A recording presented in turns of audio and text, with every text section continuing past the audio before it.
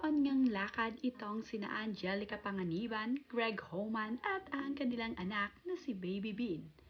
Nagbahagi nga ng larawan itong si Angelica Panganiban na sila ay nakagayak at magkakasama. Sa short video clip naman nga na ibinahagi ni Angelica ay tulog na tulog ang kanilang anak na si Baby Bean. Habang sila nga ay nasa biyahe ay nagkukulitan naman nga itong sina Greg Homan at Mami Angelica.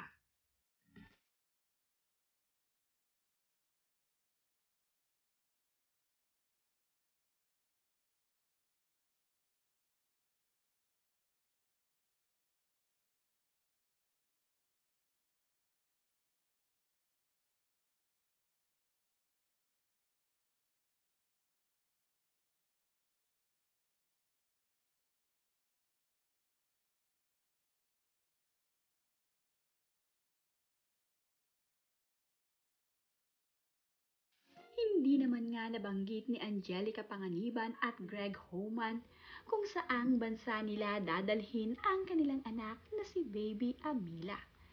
Pero ito nga ay international flight dahil sa ibinahagi ngang larawan ni Angelica Panganiban sa kanyang social media ay nandito nga sila sa Clark International Airport.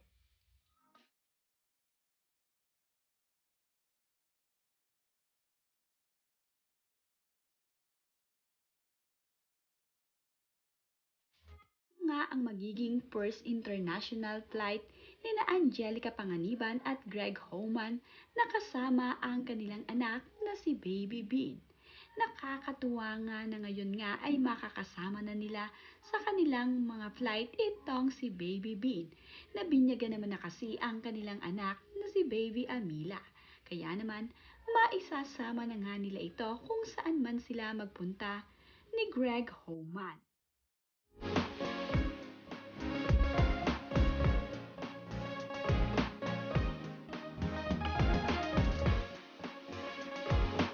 Habang nasa biyahe naman nga itong sina Angelica at Greg Homan ay napakasaya nga ng kanilang kulitan.